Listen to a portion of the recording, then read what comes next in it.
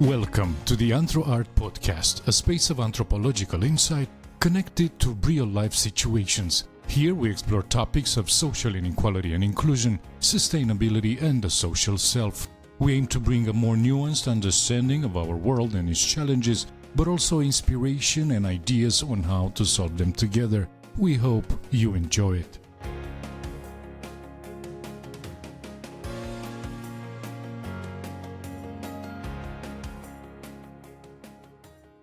The Nightshift, a text written by Julius-Cezar MacQuarie for Anthro Art, read by Daniel Popa.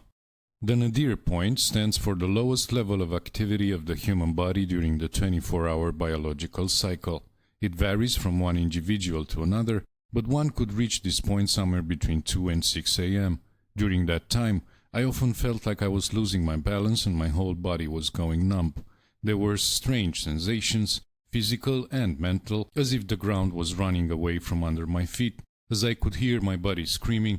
I wanted so badly to stop and lie down, but I couldn't because I had to carry crates and bags several times with a client on my trail.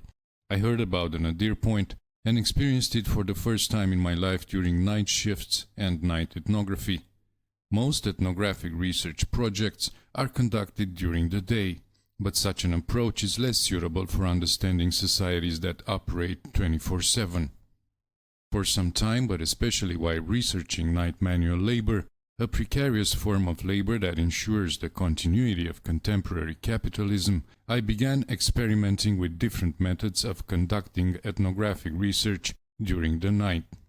I started from the most common ethnographic method, participatory observation, to which I added corporeal, temporal, and audio-visual components as my research advances. I got a job as a porter in London's new Spitalfields night market, UK's largest fruit and vegetable market. I worked 6 nights a week for 7 months, night shifts starting at 10 p.m. and lasting from 9.5 to 16 hours. Then I worked another 2 months in a coffee shop, also at night, observing the market from the perspective of those who supported the manual workers socially, with equally tired smiles and food, in fact, more with energy drinks. When you're only doing the night shift, your everyday life is very different.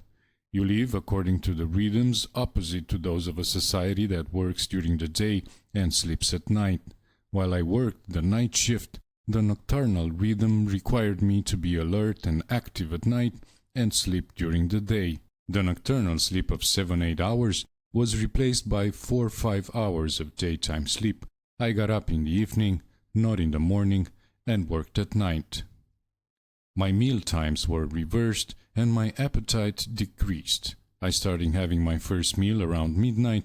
Then, if the very alert pace of work allowed me, I would have a snack around 2 or 3 a.m. Many times I ate on the go, or rather on the run, because it was crowded. The company I worked for had no space where the porters could eat, and there were no clearly defined breaks that the management respected. After 1 or 2 hours of commuting back home, I would have my first meal at around lunchtime, not sure if it was lunch or breakfast. I only had Saturday night off and sometimes slept until Sunday afternoon, which was rare for me because I changed my circadian rhythm. I spent my nights at the frantic pace imposed by market traders, walking an average of 8.2 kilometers per night within the market, and covered a total of 2,310 kilometers during my year of nocturnal ethnography research at New Spitalfields Market, on night shifts only. I drank, like all the other workers in the market, a lot of energy drinks. I worked around 63 hours a week, 77.4 hours away from home, including travel time, averaging 2.4 hours each round trip. In contrast, the legal full-time limit of working hours for manual workers is up to 40 hours per week from Monday to Friday in 8-hour shifts. In the case of a porter, his body is the main tool for performing the work. Every night I lifted and carried around 500 kilos of fruits and vegetables, if not more. In addition, I handled and pushed a manual forklift loaded with pallets of 1 or 2 tons of goods. Measurements with the Pacer Pedometer digital app, video recordings and field notes indicate that I began to feel the effects of these changes physically and mentally from the first month in the field. I included here 3 vignettes from my field diary, one about the first night shift, the second about the hysteresis effect, and the third about the longest night market shift. Vignette number 1, January 29, 2015. New Spitalfields, first night shift. Time slept during the day, 4.5 hours. Distance covered during the night, 13 kilometers. Duration of the night shift, 9.5 hours from 1 to 10:30 a.m. Shuttle duration, 1 hour and 50 minutes each way. I'm doing well during the night shift considering that it's my first. However, after the journey back from the market, I feel my mind and body slowing down. It's 11:55. I'm getting ready to eat breakfast around lunchtime for the regular people, and I'm just thinking about how to eat faster so I can get into bed and sleep. Still, I'm super happy that I managed to stay awake on my first night shift and then travel home for over an hour without falling asleep on the bus or subway. Vignette number 2. February 29, 2015. New employer. Time slept during the day, 4.5 hours. Distance covered during the night, 15 kilometers. Duration of the night shift, 9.5 hours from 1 to 10:30 a.m. Shuttle duration, 1 hour and 40 minutes each way. It's Sunday evening and I'm getting ready to leave home for my first night shift with the new employer. In the living room, my flatmates, an Italian couple, an Austrian and a Polish, are preparing to serve dinner. A friend came from France to visit her friends in London, including me. I grip the handlebars tightly as I wish them bon appétit. Tonight's scene, 2 months after starting the field, made me feel more acutely than ever the isolation and the lack of socializing with the people I knew before starting the research. Since becoming a night shift worker, I have had to constantly turn down invitations from my flatmates and London friends that I knew prior to this research. Vignette number 3. April 29, 2015. Still awake. I hacked into the nadir point. Time slept during the day, 4 hours. Distance covered during the night, 16 kilometers. Duration of the night shift, 11 hours, from 11 p.m. to 9 a.m.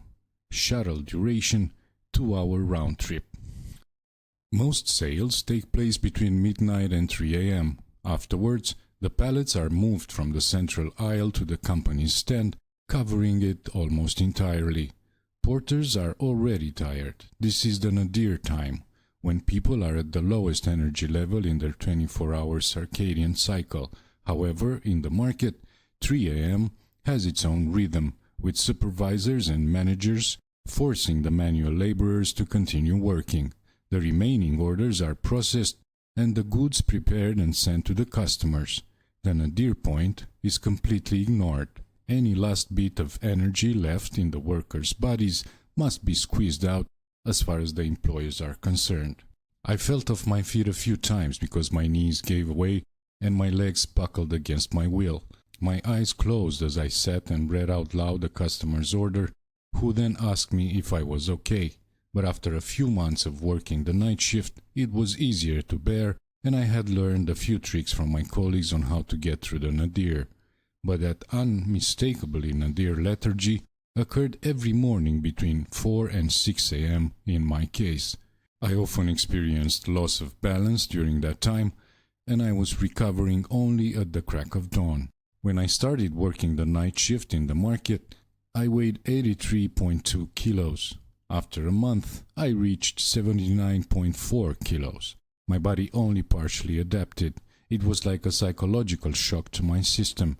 Not only did I reverse my behavior and daily habits, but also the shock that I felt in my body night after night. I remember the pain I felt when I overloaded my body with weights that put pressure on my joints, muscles, and ligaments. I can still see my palms and fingers swollen and bruised from grabbing, twisting, and lifting packages and crates. I can still feel the dry skin on my hands peeling around the cuticles because I was handling the packaging without gloves. Wearing gloves in this masculinized workplace would have been a sign of weakness, which I tried to hide despite the constant discomfort. I felt pain physically as well as mentally. I had started to fear the break because during a break of 15 to 20 minutes, the body would relax and refuse to readapt to the alert rhythm after the break. It refused the pain. Resuming work after the break was always very painful, even more painful than if I had worked continuously. The same thing happened when I took a week off to do a forklift driver course. On the one hand, I rested and it was good. On the other hand, after returning to the porter's rhythm, I felt torn and crushed by the 500 kilos of crates and vegetables and fruits that I usually carried in one night. Isolation and social alienation followed the psychological shock. I became a kind of ghost, too tired to live up to social expectations or want to have a social life anymore.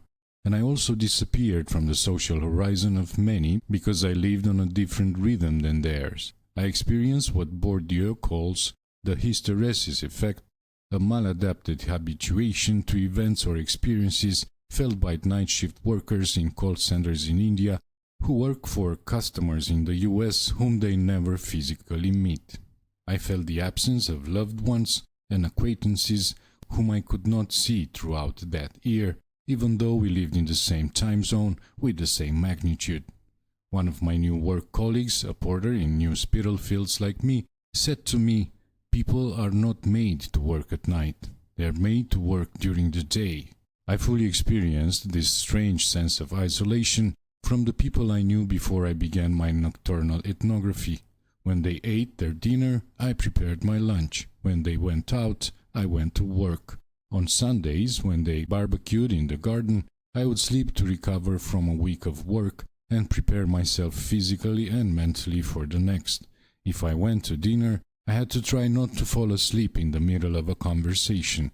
If I wanted to participate in some social or cultural event, I was always on the run.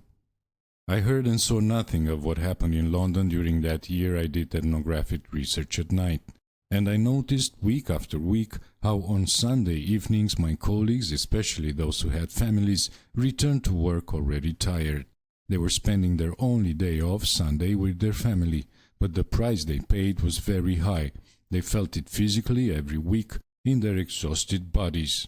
A colleague told me that night work eats away at your life. Without knowing it, without living it, the years pass you by. After a year in New Spitalfields, I understood in my own body how precarity takes a corporeal form. My contribution to the specialist discussions about the precariousness of manual labor conditions consists in pointing out the aspects of the existential conditions of precariousness.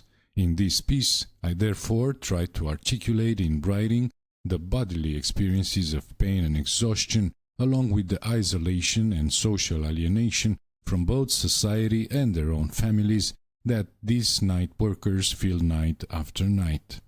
Some, especially migrant workers, feel them year after year because they do not have the cultural and social capital to get out of the trap of the night shift. These experiences are produced by the contemporary system of capitalism, which knowingly manipulates the human 24-hour circadian rhythm, squeezing the last drop of energy from exhausted bodies in the rush to accumulate capital. But for the surrounding society, these experiences remain unknown. Even though night shift workers are indispensable in a society that consumes and produces incessantly, they remain invisible, hidden to the eyes and minds of people who live their lives according to natural circadian rhythms.